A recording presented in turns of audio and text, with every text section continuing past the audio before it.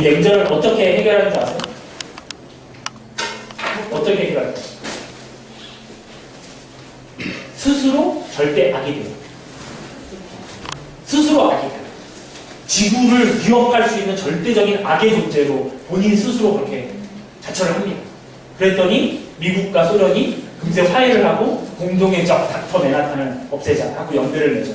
우리 현실에서는 이런 거죠. 그래서 우리가 여러분들 아마 저항연대의 특징에 따라서 공동체 내부가 분란에 빠지면 외부의 적을 하나 만들면 아주 쉽게 해결될 수 있어요. 그렇죠? 그 적이 없어지면 내부에 있던 잠재되어 있던 갈등과 적대가 다시 분출돼요. 그럼 끊임없이 적을 만드는 거예요. 그렇죠?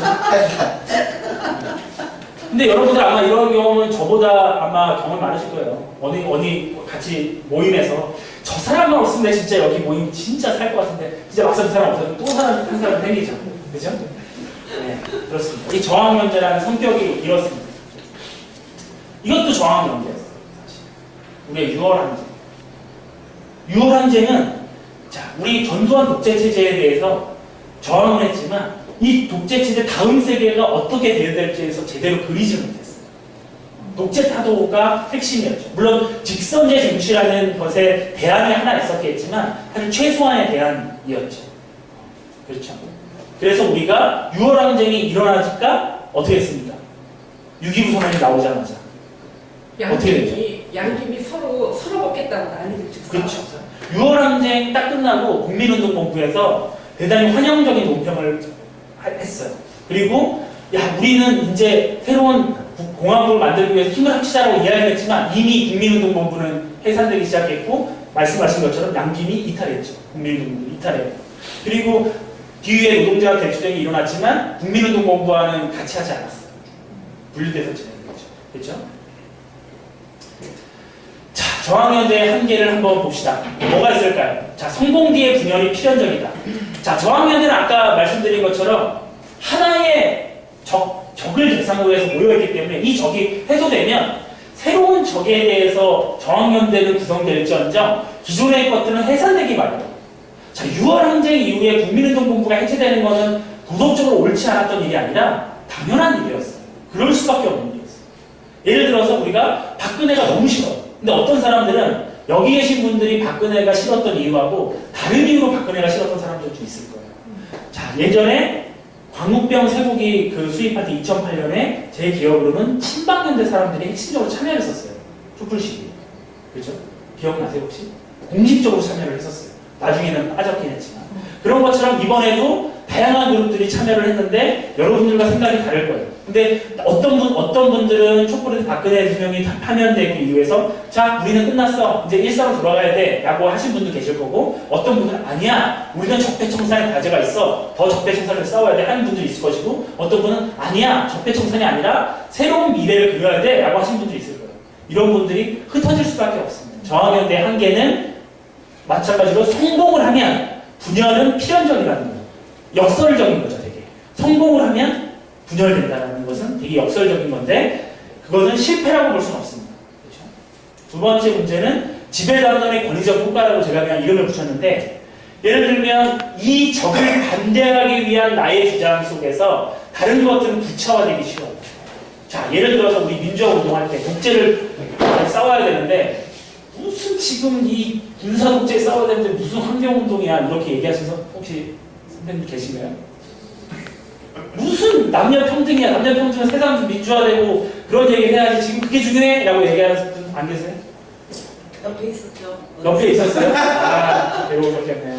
그리고 그런 것도 있잖아요. 동물권 그래 동물도 중요하지만 지금 야 그게 지금 중요한 문제야? 라고 할 수 있잖아요.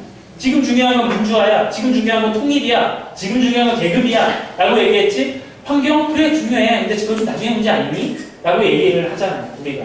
그래서 보통 이 권위주의적 효과에 물린 소수적인 의견은 어떻게 됩니까? 보통 이탈을 해결하죠. 그래서 90년대 초반에 시민운동이 활성화됐던 건 뭐냐면 기존의 그 담론들이 이런 소수적인 의견들을 잘 포용하지 못했기 때문에 이탈로서 그걸 해결했죠. 그렇죠? 그리고 또 하나는 주도 세력의 일정과 소수 세력의 주변화. 자, 이게 바로 우리 선배님들 아마 많이 아실 텐데 민주대연합의 약간의 한계였죠. 그렇죠? 저항연대가 구성이 되면 여기에 힘 있는 단체와 개인이 있고 힘이 없는 사람이 결합이 되어 있어요. 근데 항상 여기에서 힘이 그나마 조금이라도 더 있는 사람들이나 단체에 끌려갈 수밖에 없어요. 우리가 대선 때 항상 그렇죠. 우리가 민주대연합의 기본적인 논리가 뭡니까? 이 독재, 이 뭐 사대매국 그 세력들을 심판하기 위해서 민주당 좀 싫지만 이 사람들로 대통령을 하고 우리는 뭐 전민항제를 하거나 뭐 이렇게 하고 이거를 넘어서서 우리가 그 다음 지보 정당을 만드는 걸 해야 되지 않나라는 얘기 많이 하셨죠? 그죠? 안 하셨어요? 안 하셨어요? 뭘 더한테? 하셨을 것 같아요. 혹시 뭐 예전에 후보단이라 지명이셨어요? 비판적 지명이셨어요? 근데 예를 들면 이거와 반대되는 얘기가 민주후보 전술을 예전에 우리가 했던 여기 제가 이런 말하면 실례될지 모르겠지만 연배를 볼 때 대부분 제가 구체적으로 설명 안 해도 대부분 아실 것 같아가지고 중간 생략하고 말씀을 드리는데 민주후보 진영이나 이런 거 얘기했던 건 야 그게 아니고 우리가 어떤 가치로 어떤 좀 더 진보적 가치로 해야 돼 라고 얘기를 했지만 기본적으로 민주대연합을 주장했던 그룹에서는 사실상 우리보다는 조금 더 그 대의를 위해서 적을 없애기 위해서 주도 세력의 이점을 부리고 소수 세력이 주변을 했던 경향들이 있죠. 그리고 불과 몇 년 전에도 새로운 진보정당 운동을 하시는 분들은 항상 이런 식의 발로 예? 뒤로 숨었죠. 진보 그 세력들은. 예. 그러니까 그 우선은 이기고 보자. 그렇죠. 네. 근데 그게 제가 도덕적으로 그게 잘못됐다고 말씀드리는 게 아니라 저항연대의 기본적인 어쩔 수 없는 한계들의 이런 현상들이 좀 있다라는 겁니다. 그래서 이런 것들이 보통 어떻게 되냐면 예를 들어서 이 얘를 막기 위해서 얘를 뽑아놨더니 내 기대보다는 항상 못 미쳐. 그래서 항상 뽑아놓고 나면 좌절하고 실망하고 열망과 절망의 사이클이라고 얘기해요. 지금 문재인 정부에 대해서 여기 계신 분들 어떻게 평가할지 모르겠지만 저는 노무현 정부 초기 생각들이 대단히 많이 나요. 왜냐하면 노무현 정부 처음에 등장했을 때 제 선배님들 중에 노무현 지지자들이 되게 많으셨어요. 여기 계신 분들 중에 노무현 대통령 지지했던 분들 좀 많으실 거라고 생각했는데 저는 노무현 대통령을 지지한 적이 없기 때문에 노무현 대통령을 싫어한 적이 한 번도 없어요. 그 사람이 뭐 이렇겠구나, 그 사람이 이 사람 이런 사람이구나 그런 걸 봤는데 저희 선배님들 중에 일부는 실제 노무현이 처해 있던 객관적 구조와 한계를 전혀 고려하지 않고 자기가 생각하는 모든 열망을 노무현에게 투영하셨던 분들이 일부 있어요. 근데 노무현 대통령이 개인적으로는 이렇게 하고 싶어도 어쩔 수 없는 부분들이 좀 있잖아요. 사실 정치하다 보면. 근데 그런 것들 어쩔 수 없는 행동에 대해서 자기의 그 과도하게 투영된 이 열망에 실망을 하니까 이게 점점점 극단적인 반대 세력으로 돌아가는 경우를 많이 봤어요. 그래서 노무현 대통령이 2005년 대연정을 하고 나서 많은 친노 분들이 반노무현을 많이 돌아다녔죠. 그죠?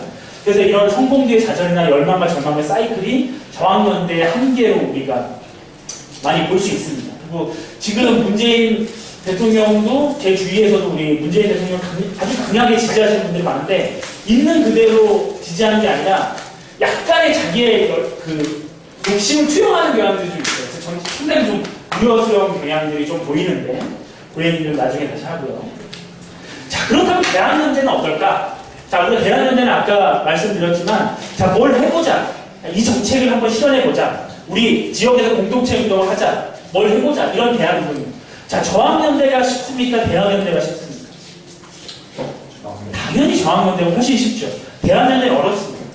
자, 대한연대는 적대보다는 실현시켜야 할 가치와 정책 대안을 중심으로 형성된 연대예요.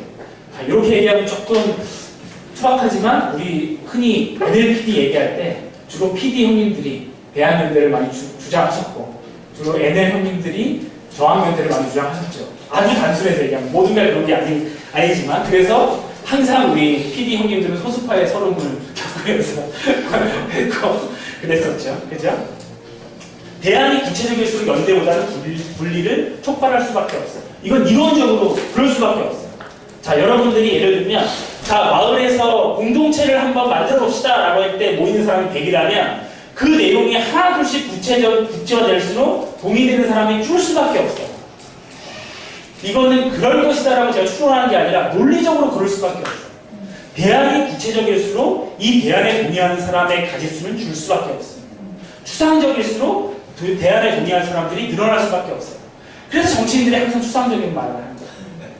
추상적으로 얘기를 하죠. 자, 이런 문제가 쭉 있습니다. 자, 그러면 여기서 우리가 과제를 한번 생각해 볼 수 있어요. 저항연대를 하면 사람들이 많이 모이고 뭔가 한국 사회를 바꿀 수 있는 동력은 많이 형성이 되는데 이게 성공을 한다고 해서 뭔가를 실현시킬 수 있는 대안으로 나가지 못해요. 근데 그렇다고 해서 뭔가를 실현시킬 수 있는 대안으로 모이자라고 하면 사람들이 많이 모이질 않아요. 자, 이런 거 어떻게 해결할 수 있을까? 어떻게 할 수 있을까? 어떻게 저항연대를 통해서 형성된 동력을 유지하면서 연대의 성격을 저항에서 대안으로 바꿀 수 있을까? 이게 사실은 아주 중요한 질문입니다. 우리 한국 사회 시민운동이든 민중운동이든 진보정당운동이든 무슨 운동이든 간에 한국 사회를 좀 더 바람직하게 바꾸려는 운동에서는 이 질문이 저는 핵심이라고 생각해요. 자, 촛불, 적폐청사, 박근혜 퇴진 이런 걸로 사람들을 저항연대를 모았는데 엄청난 사람들이 모였어요. 여기서 끝나는 게 아니라 이 사람들을 어떻게 뭔가 조금 대안적인 것으로 전환시켜 나갈 수 있을까? 어떻게 하면 가능할까요? 조직화해야 돼. 그렇죠. 예. 어떻게 조직화?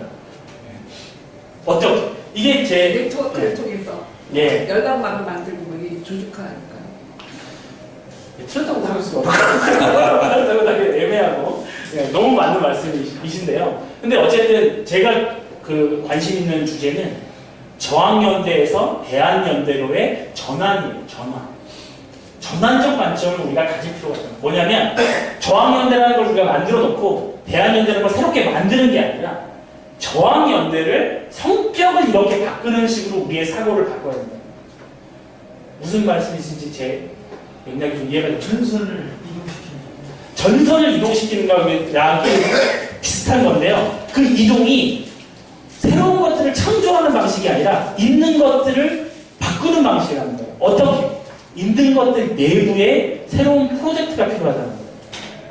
자, 우리가 아주 간단하게 얘기하면 자, 박근혜 싫은 사람 다 모여서 촛불 시위를 출국했잖아요. 그럼 이 촛불 내부에 박근혜 싫은 것 이상의 프로젝트가 필요해요. 이 내부의 프로젝트가 어떤 것이 필요한 건데 그것이 바로 포괄적 대안인데 저항의 수준의 문제 아니야?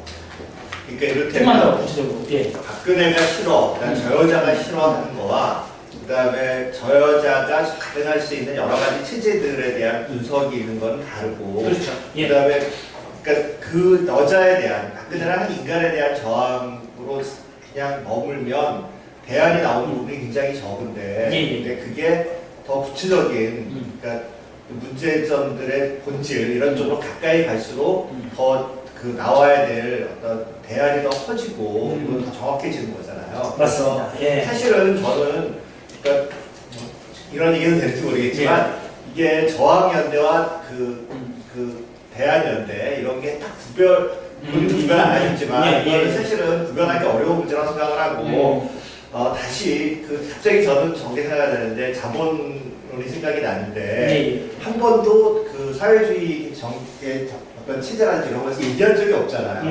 그런 게 아니잖아요. 문제는 지금의 문제가 뭐냐라는 거잖아요. 우리가 출발하는 점은 지금의 문제가 뭐냐라는 거라고 생각하고 그걸 얼마나 깊이 보느냐의 문제가 대안을 만들어 그런 속에서 그 싸움이 잘 되면 잘 될수록 대안이 만들어져야 되는 거고 그 힘이 없는 것뿐이지. 그러니까 뭘 내고 싸울 거냐?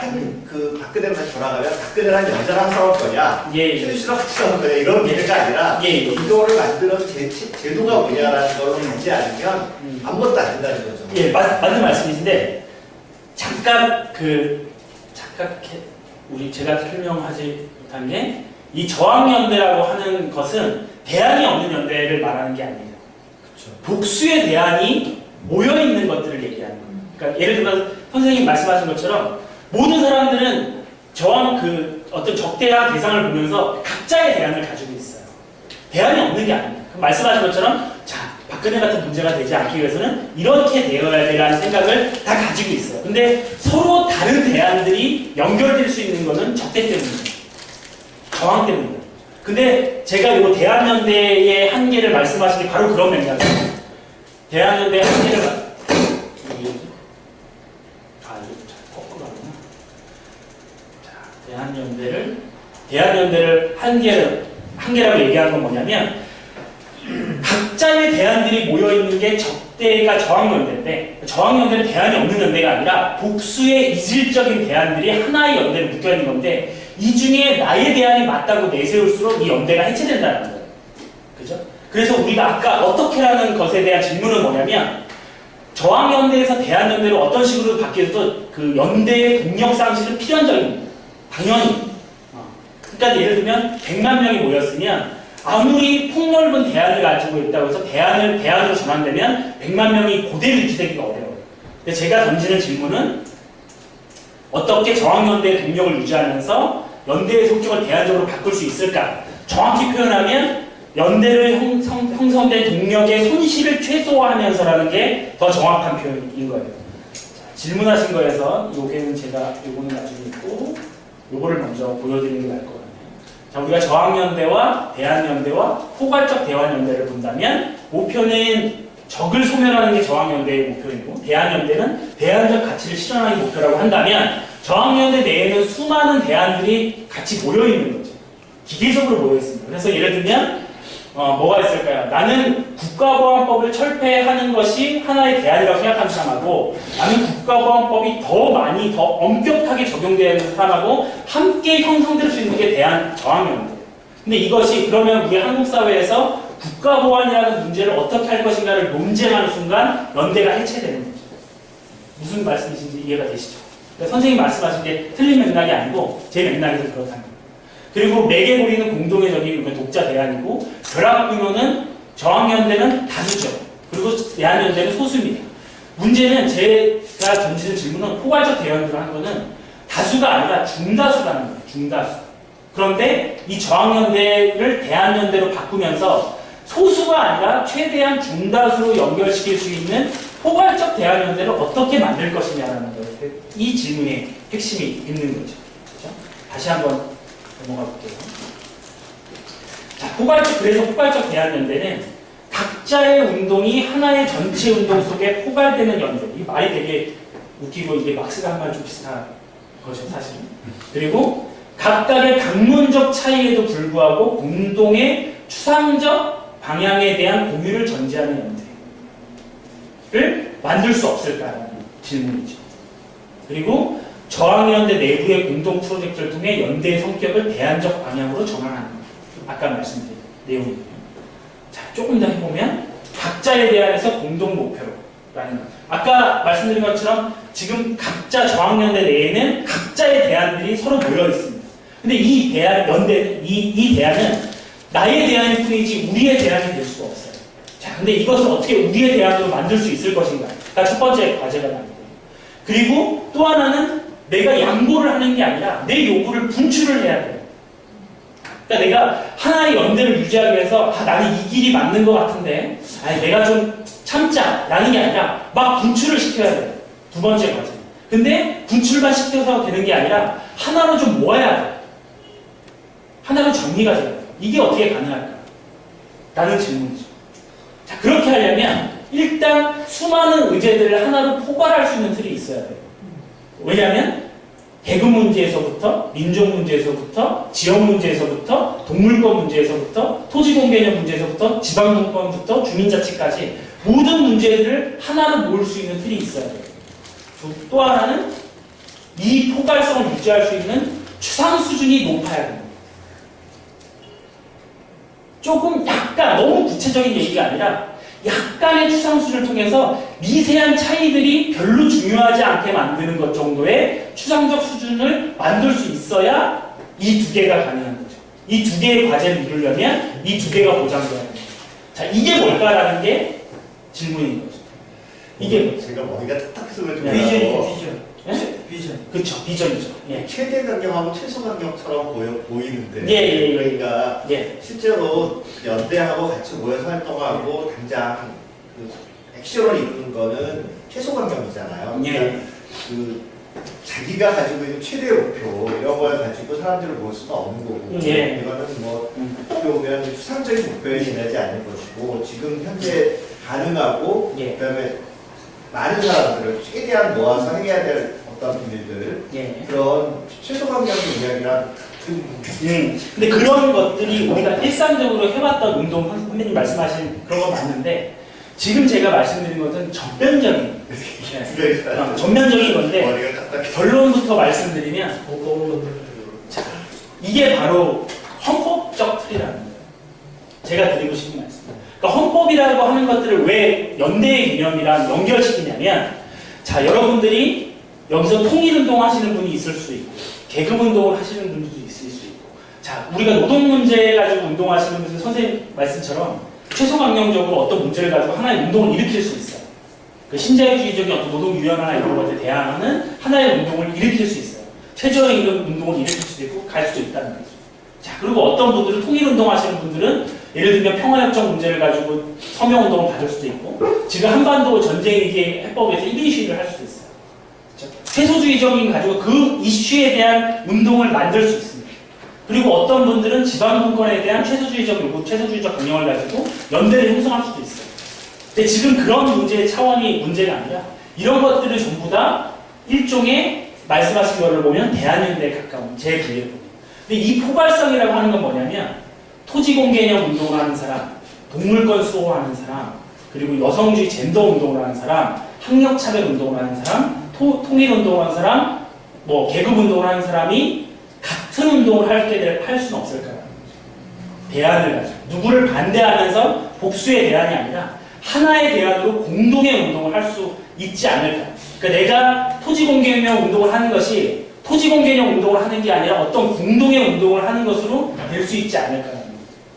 어떻게? 이게 바로 헌법으로 가능하다. 다르게 얘기하면 헌법적 틀, 그러니까 헌법적 틀이라는 표현하고 헌법하고의 차이는 뭐냐면 지역에서도 지역 강령을 만들 수 있어요.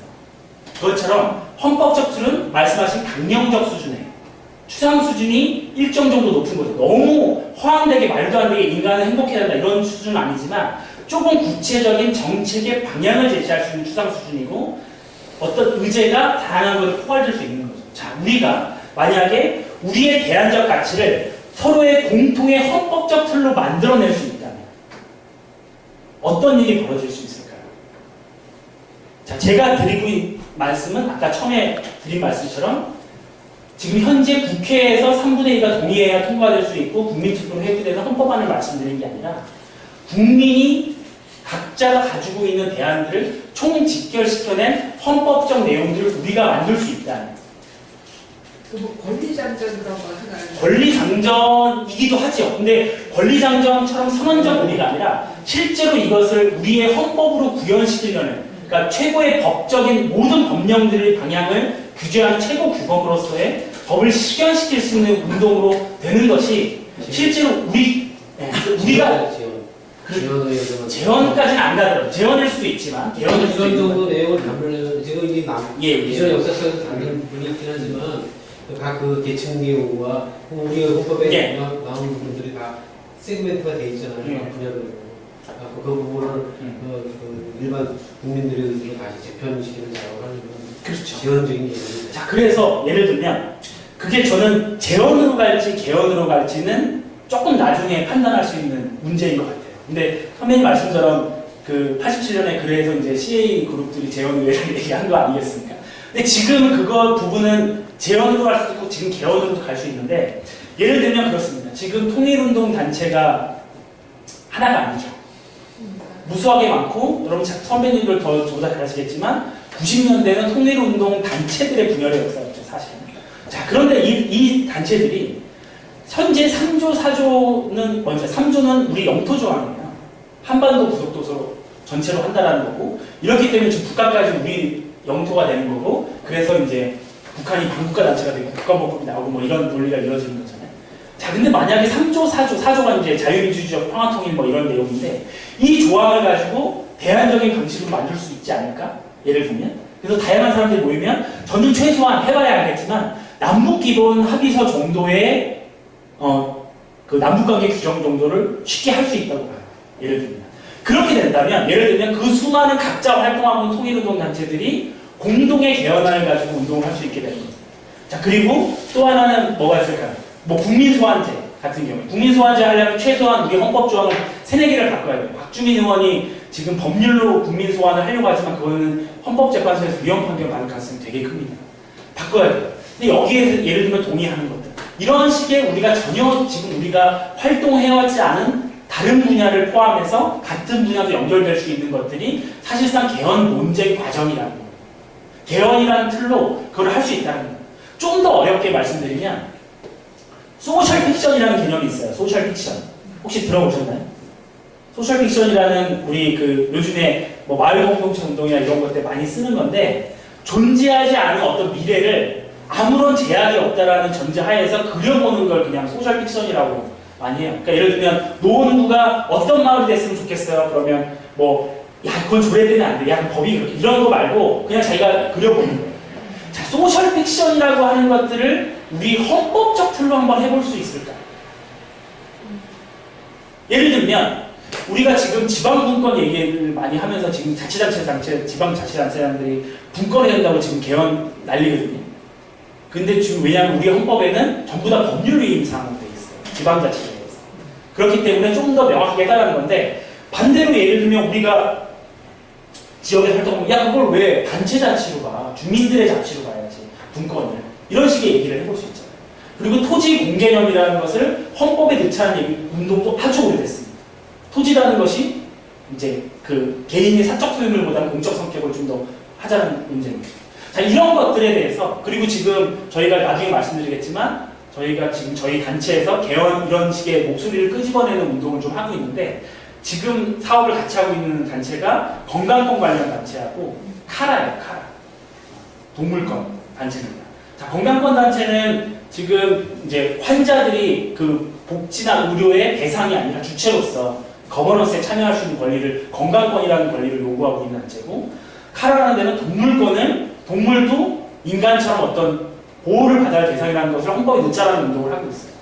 자, 우리가 만약에 이 헌법적 틀의 이 포괄적인 운동이 아니라면 이들과 연대를 형성하기는 대단히 어려워요. 사실은. 우리가 동물권 이슈에 동의하지 않는 한 그들과 함께 어떤 운동을 하기는 대단히 어렵죠. 그런데 우리가 헌법적 틀로 그 부분이 만약에 될 수 있다면 그런 전혀 달랐던 운동들이 연대의 매개가 형성될 수 있다는 말씀을 드리는 거예요. 그래서 아까 보였던 예를 들면 베네수엘라 같은 경우가 정확히 그런 사례입니다. 그러니까 제가 지금 말씀드린 게 어떻게 가능하겠어? 라고 말씀드린 가장 비슷한 사례를 찾아보라면 베네수엘라 사례가 되겠죠. 사실은.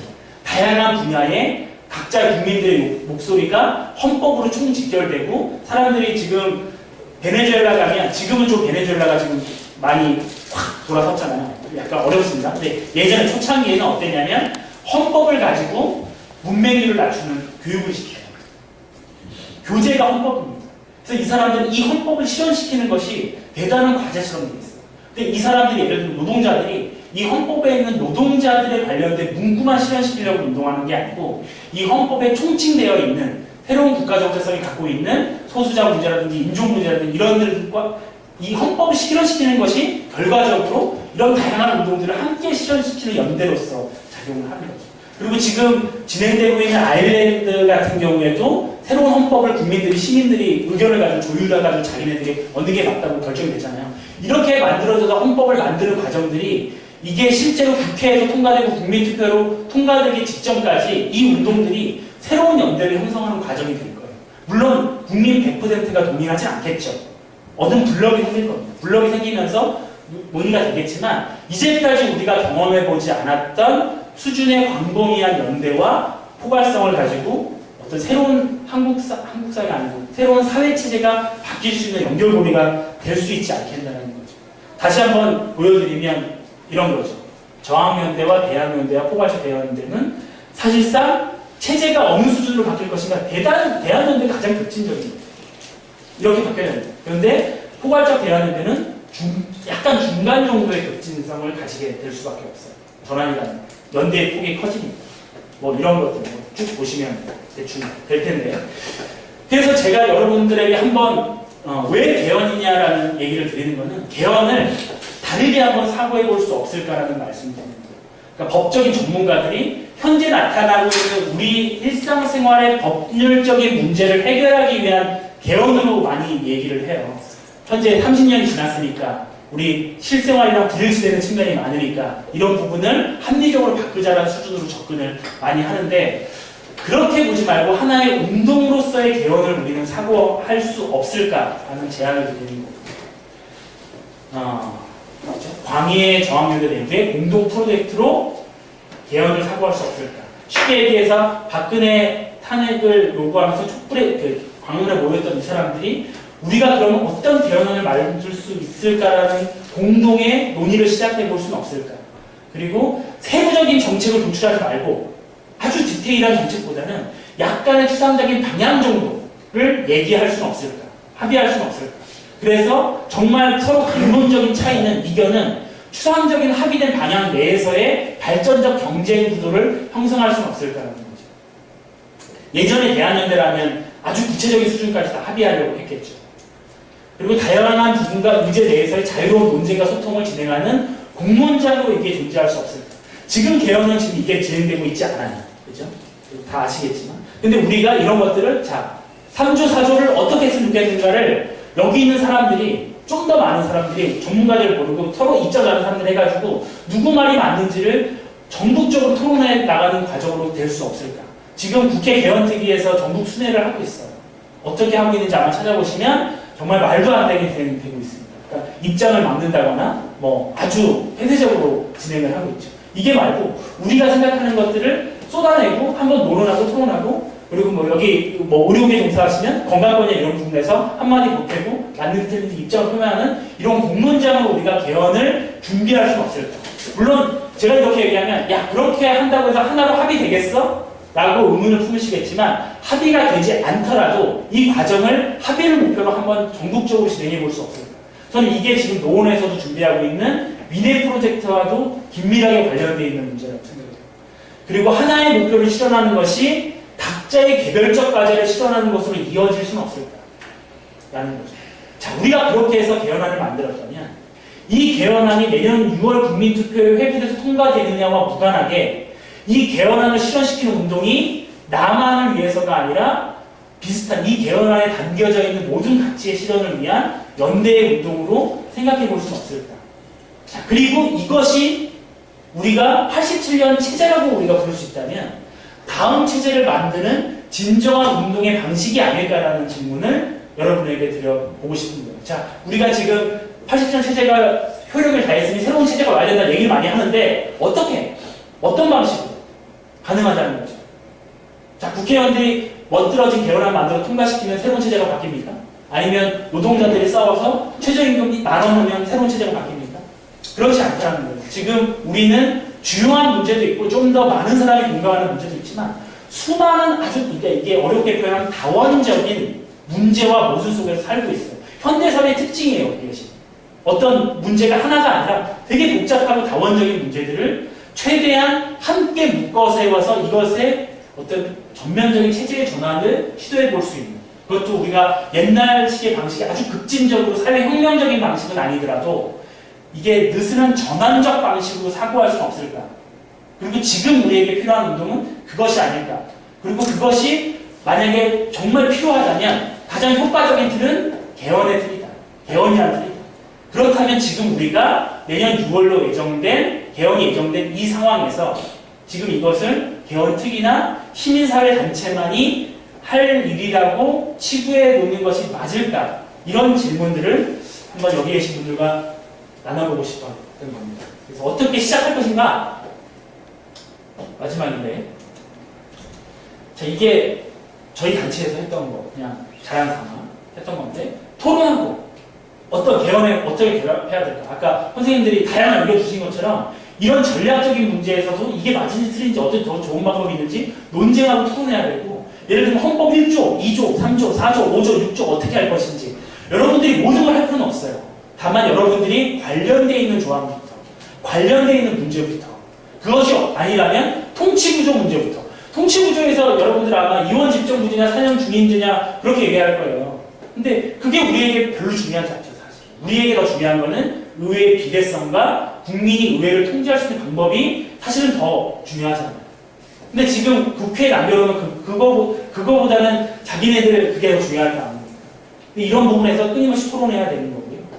그러기 위해서 저희가 시도하고 있는 게 이런 식의 사업들을 하고 있어요. 뭐냐면 각자가 갖고 있는 예를 들면 비정규직 청년들이 와가지고 나는 기본소득이 개헌 안에 들어갔으면 좋겠어요. 라고 막 이렇게 하는 거고 이 친구는 이제 여성운동하는 친구인데 젠더에 대한 관점이 좀 헌법에 명확하게 좀 더 들어갔으면 좋겠어요.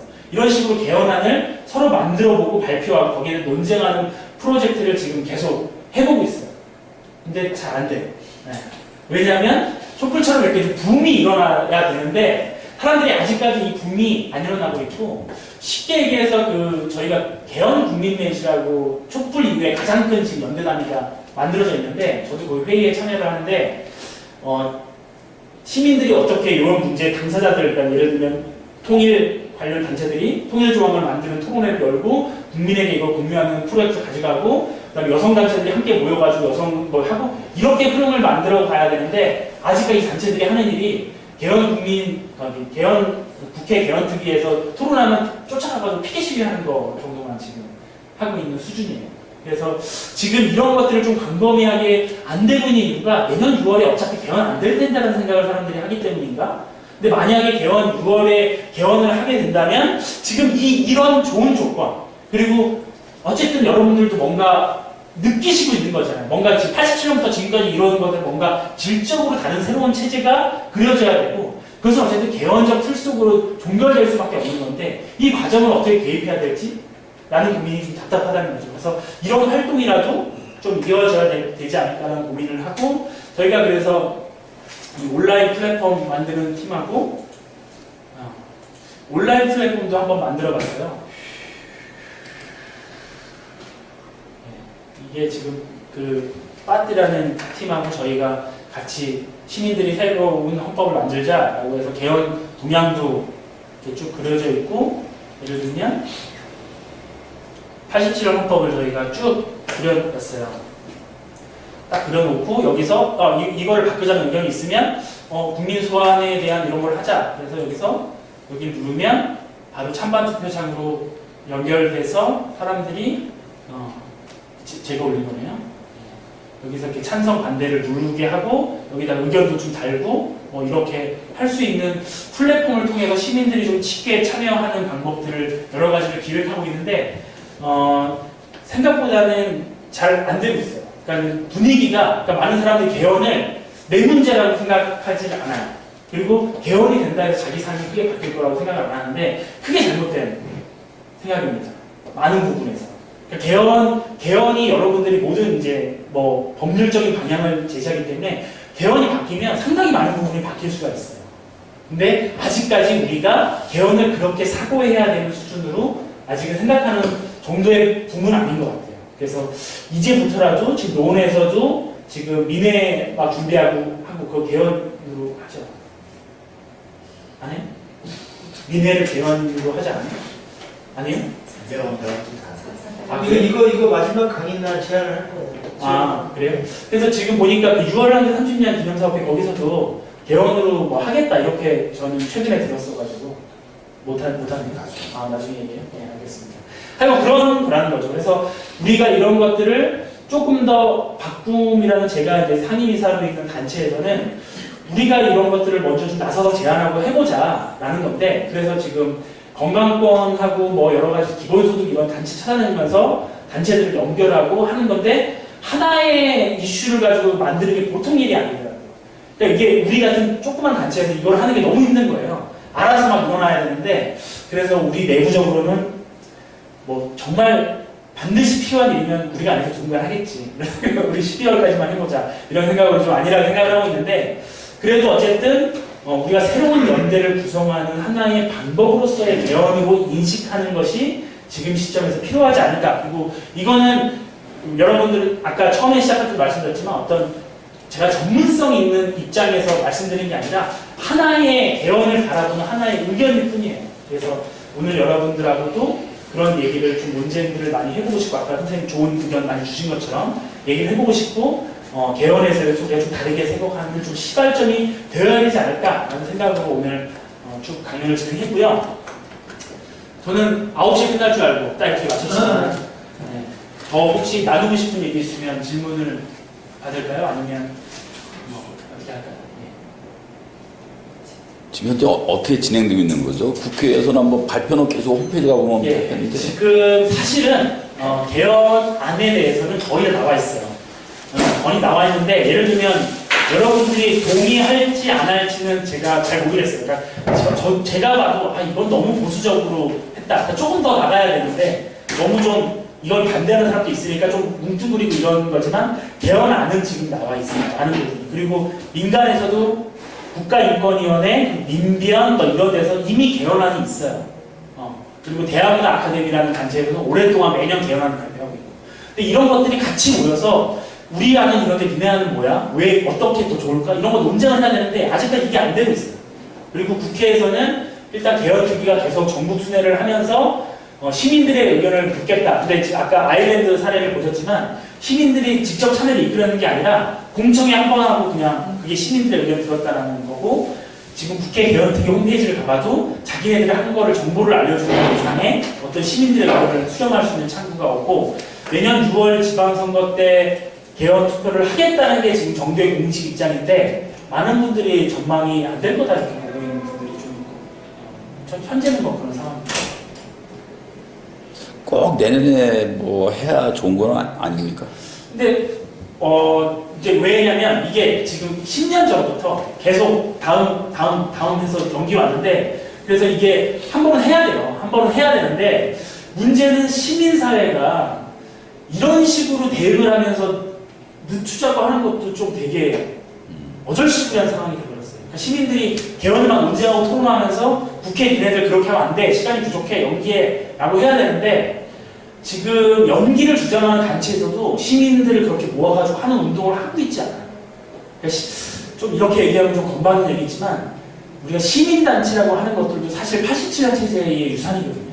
상당히 관료화되어 있고 상당히 몸이 무뎌진 것 같다는 생각을 좀 많이 해요. 그래서 되게 관성적으로 움직인다는 느낌이 요즘 많이 뭐 개인적인 평가가 좀 소구스럽습니다만은 이런 체제가 지금 헌법이 어떻게 보면 그러니까 생명을 다해가지고 그리고 그게 어떤 효율적인 헌법이 아닌 것 같다. 이런 거에 대해서 사람들이 많이 동의하기 시작했지만 약간 그러니까 개헌을 만들고 그다음에 운동으로서의 개헌 이런 상황은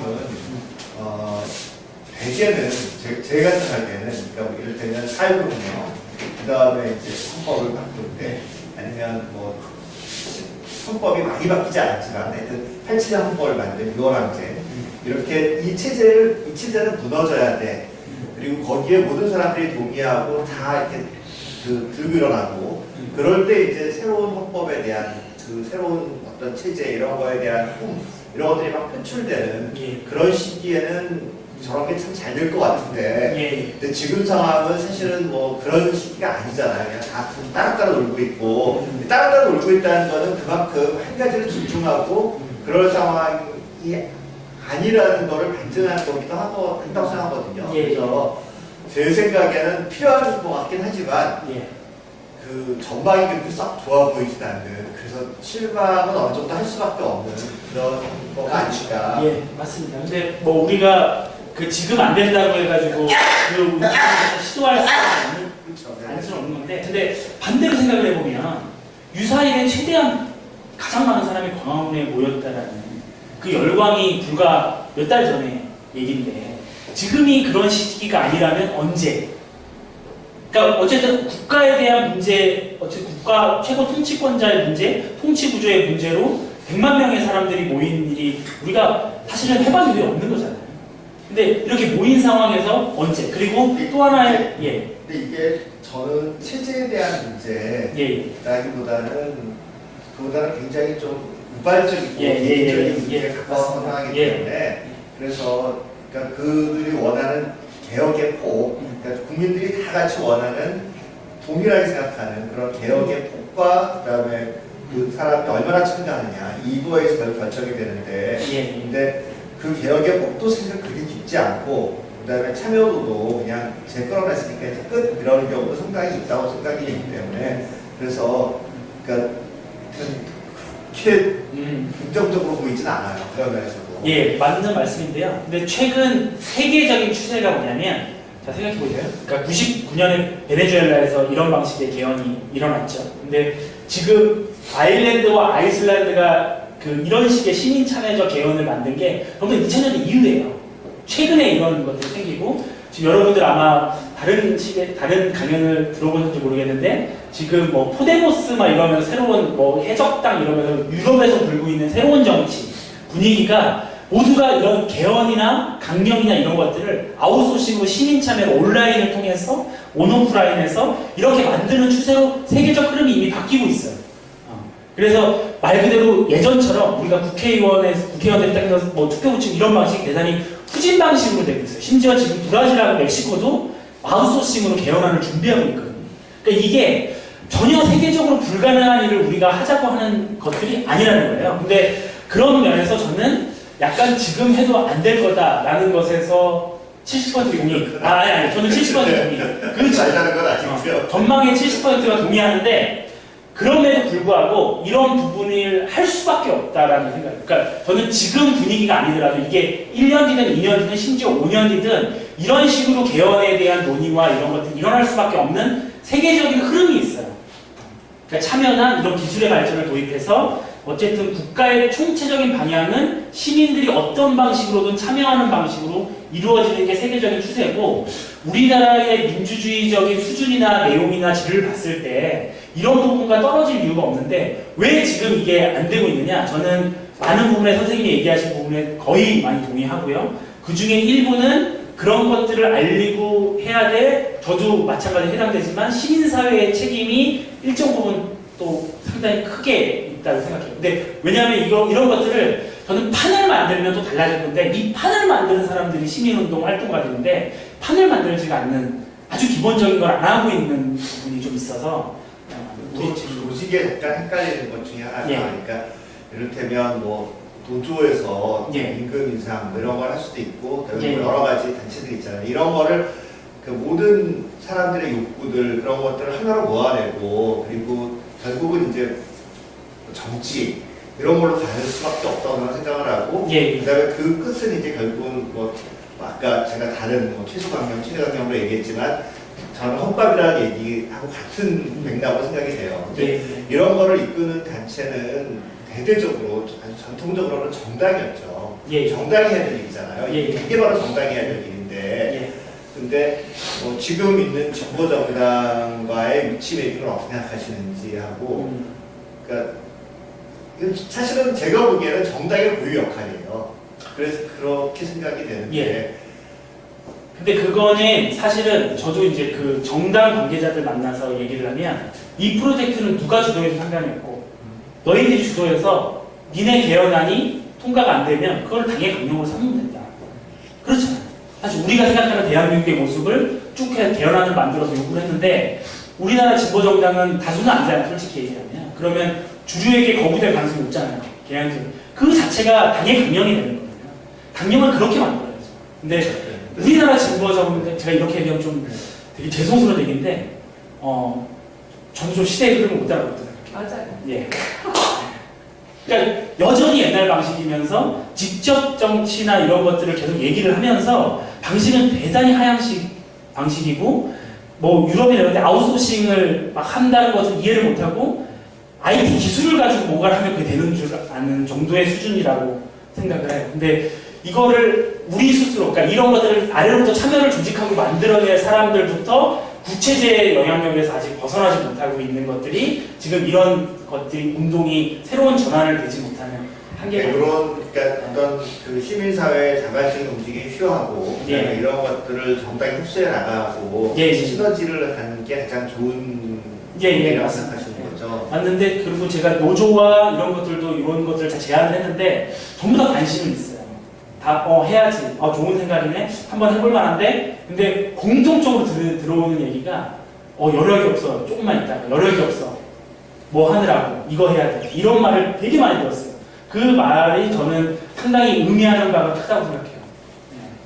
뭐 우리가 미래 해보니까 되게 재밌더라고요. 예. 미래라는 게 사실 굉장히 질이 낮은 것 같은데도 컨텐츠 내용이 예. 근데 굉장히 현실적이에요. 근데 그 현실성이 내가 딱 볼 때 조금만 더 해주면 그게 바로 정책적인 형태로 예. 받아줄 수 있는 제안들이 많이 나와요. 예를 들어서 뭐 LED 등을 전체를 바꾼다든지 자동차 지정제를 갖다 그 토지 공개념이나 돌 공개념으로 네. 해서 네. 그것이 어떻게 주민들한테 실행할 수 있는지.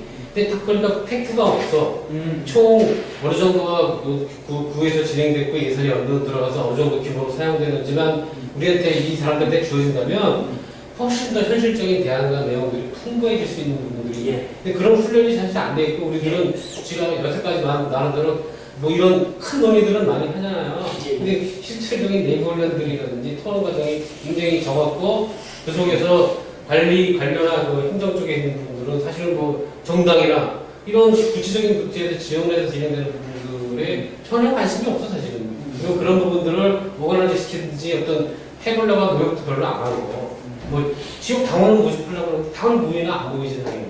근데 그런 어떤 장들이 아까 말한 그러니까 직접 민주주의고 섹션을 나눴죠 그래가지고 사실 뭐 헌법 강령이 똑같아 노동 정치 뭐 동물권도 얘기도 나오고 뭐 교육에 관한 것도 나오고 근데 그게 이제 프로포션이 충분히 안 됐지. 우리도 사실 다 조직돼서 동원되는 게들이 일부 있었고 아까 말한 대로 일정 정도 연령별, 성별, 뭐 이게 국민별 이런 부분이 잘 커버가 되면은 뭐 굉장히 좋은 현실적 의견들이 나오고 거기에 이제 예를 들어서 구 초래 개정 부분도 나올 수 있고 예를 들어서 저희가 이미 기존에 그 동자치위원회가 있는데 그 직선제로 하셔야 돼요 사실은. 직선제를 안 하고 있기 때문에 네. 또 그 위원회 구성하는 내용도 바꿔서 실질적인 형태의 지역적 대표성을 가지고 있는 그런 사람들이 뭐 미래라든지 아니면 다른 형태의 격치고시나 이런 식으로 들어갈 수 있게만 한다면 내가 볼 때는 많은 부분들이 지역 내에서 해결되고 그게 뭐 더 나아서는 헌법적인 부분들 국가의 큰 틀과 내용을 바꿀 수 있지 않느냐. 뭐 이렇게 해서 자기 경험이 요새 그렇게 됐다 이거야. 돼서 또 어렵지 않게 됐으니까 여기서 우리가 하는 다른 제안과 내용들도 바꿀 수 있다는 형태이기 때문에 사실 이제 우리 촛불 속에서 이제 그런 부분들이 일정 정도로 이제 공유가 되는데 이게 지방화된다든지 조직화된다든지 그게 잘 안 됐던 부분이죠. 우리가 이제 광주 가서 한번 해봤더니 광주는 또 다른 지역적 특성과 역사 같은 열기를 가지고 그걸 기집하더라고요. 아직 이제 우리 서울시 쪽이나 이런 부분들 잘 안 됐는데 너무 개인적인 경험으로는 이제 그것들이 좀 정착되고 활성화되면 뭐 이런 정도의 논의들과 내용들이 끌어나가고 있다는 생각도 들어요. 근데 다른 사람들이 보기에는 야 이거 뭐 별로 힘도 없고 말했는데 자발적인 형태로 조금 더 진행돼서 좀 에너지가 집중돼서 행정적인 부분에 지원을 받는다면 커나갈 수 있고 그게 정례와 정교가 돼서 예를 들어서 한 1년에 2번 정도, 3번 정도는 마을 전체에 국민 대상으로 다 모아서 한번 해본다면 좋을 것 같은 생각이 들어요. 저도 이제 이런 사회단체 활동을 하면서 새로운 것들을 기획을 많이 하는데 가장 많이 듣는 말이 안 될 거라는 말을 제일 많이 들어요. 근데 그 말을 저도 사실 많이 하거든요. 저도 많이 하는데 그 말을 반박할 수 있는 가장 좋은 방법은 잘 되는 걸 보여주면 되거든요. 한 번만 보여주면 돼요. 한 번만. 그러니까 노원이 어려우면 서울 통틀어가지고 정말 오래 준비해가지고 한 번만 성공시키면 그런 말이 안 나와요. 근데 그런 것들을 한번 시도를 해보는 것들이 정말 필요한데 또 하면 될 것 같기도 하거든요. 그러니까 사람들이 안 될 줄 알았더니 하면 되네 라고 하는 게 중요한데 그 시도를 안 하니까 호바 안 되는 아무도 안 하는 건 이유가 있는 거예요. 이렇게 되는 것 같다라는 생각도 좀 하는데 그리고 아까 선생님이 얘기한 것처럼 제가 왜 헌법을 얘기하냐면 정책이나 법은 좀 어려워요. 근데 많은 사람들이 착각하고 있는 선입견이 뭐냐면 헌법 어려워서 개입하기 어렵다고 생각하는데 법이나 정책보다 헌법이 대단히 쉬워요. 왜냐하면 추상 수준이 높거든요. 그리고 디테일한 근거가 아니라 방향만 제시하는 거기 때문에 쉽고 포괄적이고 추상 수준이 높고 그렇기 때문에 헌법을 통해서 이런 것들을 시도해보는 게 대단히 더 쉽다는 거죠. 저는 지금 현재 한국 사회 시민사회단체, 특히 서울 같은 경우에 시민사회단체가 얼마나 존재하고 있는가, 그리고 시민사회단체를 자임하는 전통적으로 오랫동안 또는 뭐 신생으로 그런 그 단체들이 지금 실제로 시민사회단체, 우리가 얘기하는 시민사회단체 활동을 얼마만큼 담고 활동하고 있는가, 마을공동체 사업이 몇 년 전부터 계속 되어지면서 그런 마을공동체 사업을 하는 그 단체들이 이런 시민사회를 자임하면서 이런 활동들을 담아낼 수 있는가에 대한 고민? 예. 그러니까 이제 그 노원 같은 경우에도 시민사회단 전통적인 시민사회단체를 자임하거나 타임할 수 있는 곳은 저는 두 곳밖에 없다라는 생각이 사실은 들었어요. 어디예요? 마을주민이랑 함께 노원이었어요. 아니, 그러니까 다른 데를 무시하다는 게 아니라 대부분은 이제 마을 공동체 사업이나 이런 것들을 하고 있기 때문에 그러니까 자생적으로 자기 활동을 좀 만들어내고 회원 단체로서 그러니까 회원과 뭔가 도모하는 물론 더 있을 수 있어요. 근데 요번에 이제 딱 뭘 준비하면서 그 보면서 좀 마음이 아팠던 부분인데 이제 그런 한계 그리고 저는 헌법이 지금 말씀하신 것처럼 그 어떤 법보다도 가장 쉽게 읽을 수 있는 법이지만 가까이 하게 먼 당신이라는 부분이라는 거죠. 그러니까 헌법을 읽으면서 헌법을 기본 읽기조차도 어렵고 사람들이 그러니까 어려워서 접근하기 힘든 게 아니라 헌법이라는 것 자체에 대한 어떤 뭐 두려움 뭐 이런 건지는 모르겠으나 접근성이 일단 떨어지고 그러다 보니까 이런 걸 공론화시키면서 헌법적 상상을 할 수 있는 기회가 기본적으로 존재하지 않는다라는 거죠. 그러면 개헌을 그러니까 뭐 헌법적 틀을 이야기하고 그런 연대를 만드는 것에 저는 정말 적극적으로 공감되고 동의가 되는데 그렇게 되기 위해서 우리는 선행되어야 될 것이 무엇인가에 대한 고민이 들거든요. 네. 그러니까 지금 그러니까 저로 돌아오면 저희 단체는 그걸 과연 어떻게 얘기 꺼내고 공론을 할 수 있을까? 이를테면 제가 이 헌법 이야기를 계속 우리 단체 활동가들한테 난 들으러가 아무도 안 갑니다. 이런 게 지금의 실정이라는 거죠. 아무리 좋은 강사가 와도 뭐 그거는 답이 따로 있을 수는 없을 것 같은데 저희가 생각하는 거는 그래요. 그러니까 저희는 조금 재미와 내용을 같이 결합시키자 해서 게임의 방식을 결합시키는 걸 많이 선호를 합니다. 그래서 예를 들면 저희가 올해 6월에 했던 게 정책 배틀이라는 행사를 했는데 개헌을 가지고 보면 이제 찬반 양론이 있는 게 있어요. 입장이 다른 것들. 전문가 패널을 둘을 모아놓고 신청자들 중에 무작위로 50명의 배심원을 뽑아서 1시간 패널 토론하고 1시간 배심원들이 여기에 대한 심의를 해서 사전투표, 사후투표 비교하는 것들을 3번 시리즈를 했거든요. 근데 그런 것들이 되게 호응이 좋았어요. 되게 재밌고 사람들도 자기가 둘 중에 하나를 선택해야 된다고 하니까 집중력 있게 질문도 하고 아주 좋았던 프로그램 평가받았기 때문에 저희는 좀 그런 것들, 그러니까 이런 것을 어떻게 해야 될지 모르겠는 단체들하고 같이 기획을 해서 저희가 실무적인 지원을 하고 이런 것들을 좀 전국적으로 만들어 나가보자라는 것들이 저희가 생각하는 방법이에요. 저희가 할 수 있는, 저희 수준에서. 그러니까 그런 것들을 좀 해보려고 하는데 아까 말씀드린 것처럼 이제 저희는 이렇게 막 의욕을 가지고 하려고 하는데 예를 들면 건강권 같은 경우에 그래요. 지금 건강권 단체들이 한 4-5개 단체들이 하고 있는데 저희가 해서 행사 한번 같이 합시다. 그래서 건강권 한번 이슈화 시켜봅시다 라고 했더니 이분들이 공부하시는 분이라서 좋은 생각이 있는데 이제 2달 동안 매일 아침 9시에 모여서 세미나를 하자는 거예요. 헌법, 뭐 건강권, 저희가 바빠 죽겠는데 그거 언제 합니까? 근데 그걸 세미나를 계속하면서 지금 11월 4일날 결국은 행사를 하나 크게 준비하기로 했고 그러니까 그런 식으로 저희가 수공업적으로 하다 보니까 조금 이제 약간 이런 식으로 해서 언제 하지? 라고 했는데 저는 저희 입장에서는 만약에 필요한 거 있으면 그렇게 할 수 있는 데가 생각보다 많고 그리고 전문가들을 좀 이용했으면 좋겠다. 그리고 이제 제가 항상 그 공부하는 후배들한테 하는 얘기가 대안이 없다, 뭐 이런 거 내용이 없다라고 얘기하지만 찾아보면 다 있다. 누군가는 그걸 정리해놨고 누군가는 주장하는 사람들이 있어요. 그 문제에 대해서. 그리고 정말 없다. 찾아보니까 정말 없다. 그럼 없는 이유가 있는 거예요. 하면 안 되는 거예요. 그런 식의 얘기를 하는데 예를 들면 지역에서도 어떤 문제에 있어서 논의할 때 어디서 시작해야 할지 모르겠으면 관련된 전문가들을 불러놓고 사람들이 평가하고 판단하는 것 정도의 소극적인 약간의 그런 정도부터 출발하는 게 수월할 거라고 생각해요. 그래서 헌법 문제도 뭐 예를 들면 저희가 여기 지역 주민들이 관심을 가질 만한 주제에서 쟁점이 되는 전문가들을 불러서 아까 저희가 말씀드렸던 정책 배틀 같은 행사를 한번 해본다든가 그런 식으로 일어나가면 충분히 저는 될 것 같은데 사실 저희가 좀 게으른 것도 좀 있는 것 같고 그리고 내년 6월에 개헌이 있기 때문에 이 국면이 내년으로 넘어가서 정말 내년 6월에 국민투표를 할 거면 어쩔 수 없이 내년에는 이런 붐들이 일어날 수밖에 없다고 봐요. 근데 저희가 조금 빨리 움직여서 좀 지치는 것도 좀 있긴 한데 이왕이면 조금 이 개헌 국면을 제대로 이해하고 넘어가야 된다. 87년 6월처럼 하면 안 된다라는 생각이 좀 큰 거죠. 마무리.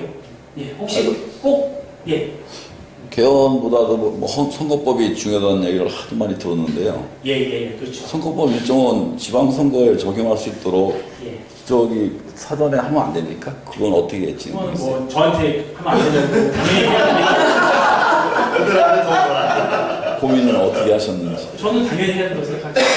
근데 현재 제도권에서는 어느 정도까지 그런 게? 제도권에서는 안 되겠죠, 당연히.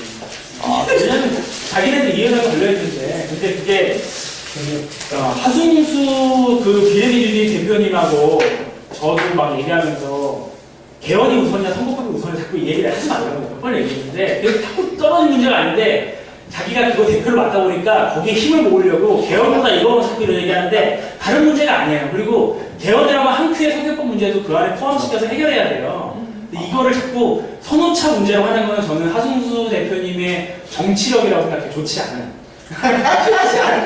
정치력인데 해야겠다. 요새는 좀 입장이 바뀌어가지고 뭐 개헌에서도 할 수 있지만 개헌이 안 되면 선거법이라도 이렇게 약간 유해지셨는데 대립된 문제는 절대 아니고 당연히 해야 되는데 선거법만 하면 개헌을 안 해도 좋다는 얘기는 동의할 수 없어요. 왜냐하면 그거 말고도 문제가 엄청나게 많고 그리고 비례대표제가 전적으로 많이 동의하면 지금보다 낫지만 사실은 국민과 괴리된 의회라는 부분이 여전히 남는 문제가 있어요. 네, 수직적인. 그러니까 그런 부분에서는 사실 개헌을 우회하고서는 해결될 수 있는 문제가 아니고요. 그래서 하승수 대표님은 이제 당대표를 그만두고 너무 신이 나셔가지고 너무 올인해서 열심히 하시지만 개헌도 역시 중요한 주제다. 그 지금법의 제일 문제는 뭐라고 생각합니까? 저는 딱 세 개라고 생각해요. 그러니까 저는 개인적으로 내가 만약에 바꾼다면 첫 번째로는 통치 구조를 국민이 통제할 수 있는 구조로 만드는 것. 지금 이거는 헌법적으로 안 되게 돼 있어요. 법률적으로 안 되겠는 게 아니에요. 헌법적으로 자유임적 원리, 그러니까 국회 양심에 따라서 하게 돼 있다 뭐 이런 것 때문에 안 되게 되는데 이거를 바꾸는 거하고 통일 분단 체제를 극복할 수 있는 평화지향적인 헌법으로 바꾸는 게 두 번째고 세 번째로는 경제에 있어서 복지 인프라라는 거 지금 119조 2항이 좀 확장시키는 국가의 개입의 역할이나 의무나 이런 부분이 가장 중요하다고 생각하고 내가 이렇게 얘기하면 누구는 이제 기본권, 인권 이런 얘기를 많이 할 거예요. 근데 그거는 또 그 분야대로 아까 말씀드린 것처럼 제가 중요하다고 생각 안 하더라도 되면 제가 반대할 리가 없기 때문에 이런 것들을 모아내는 것으로서의 헌법이 되게 중요하다고 생각합니다. 아까는 뭐 9시 반에 나가라고 했는데 그래도 되고 안 그래도 괜찮은데 힘들 것 같아. 네, 저 허리가 좀 아파요. 밥이라도 먹어서 하는데. 예, 뭐 질문 없으시죠? 제가 오늘 사실은 좀 죄송스러운 거는 저도 이제 제가 뭐 전문적으로 잘하는 내용에 대해서 여러분들에게 이거는 이렇습니다라고 설명드리면 좀 좋았을 텐데 오늘 저도 사실 이거 관련해서는 제가 예전에 논문을 한번 쓴 적이 있어요. 그렇긴 하지만 하나의 제안이라서 아무도 안 듣는 게 끝납니다. 예. 다음에도 좋은 기회에 또 찾아뵙셨으면 좋겠습니다. 예, 늦은 시간 감사합니다. 그럼 그 연구하신 그 논문 예. 우리 대표님께 파일로 다 보내주셔서 예, 굉장히 고맙습니다. 그거 이거 혹시 팀 가능하신 분?